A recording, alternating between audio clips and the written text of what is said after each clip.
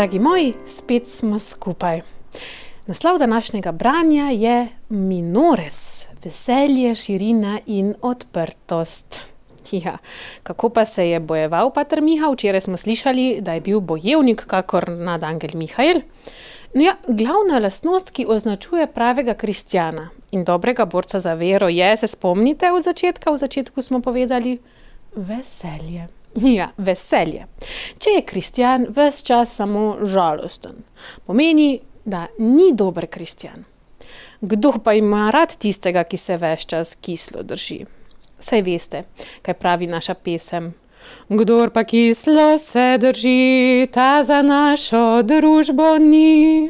Ja, in pater Miha je veselje najbolj širil preko glasbe. Skupaj z nekaterimi sobrati je že 3 leta pred posvetitvijo duhovnika ustanovil glasbeno skupino Minores. Miha je bil glavni vokalist, po domače pevec, igral pa je tudi solo kitaro.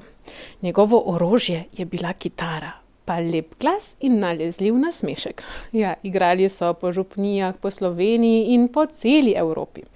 Razveseljevali, navduševali so ljudi, predvsem pa mlade, ki so dobesedno noreli za njimi. Ja, to so bili sicer časi hipijev, tako imenovanih mavričnih ljudi in upora proti avtoritetam. Mladi so takrat poslušali Beatlese in Rolling Stonese, v cerkvi pa Minorese, ki so na izviren način prepevali o Bogu, odpuščanju, ljubezni, nebeški materi Mariji, domači hiši. A Minoresi niso bili všeč takratnim zategnenim jugoslovanskim oblastem, ker so preveč polnili cerkve. Na njihove koncerte so namreč hodili tudi tisti, ki niso bili verni. In to je oblast še posebej motilo. Miha se je zaradi tega večkrat moral zagovarjati tudi pred policijo. Po drugi strani pa niso bili všeč niti zategnenim ljudem iz cerkvenih krogov, češ da rušijo ustaljeno tradicionalno cerkveno petje in da uvajajo novotarije.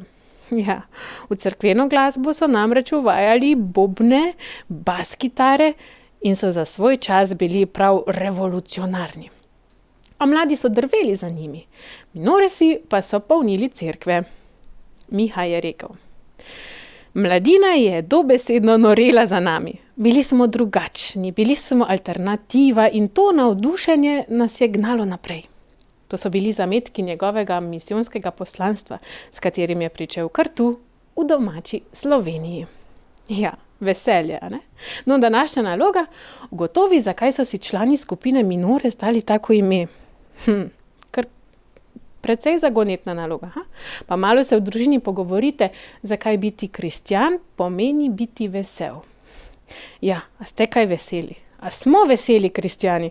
Pomislite sami pri sebi. In se da tukaj kaj narediti? Pa nikar ne pozabite darovati kaj malega v hranilnik. Naš se že pridno polni. Bomo videli na koncu, kateri bo bolj ružil. Pridni bodite in se vidimo spet jutri. Z Bogom.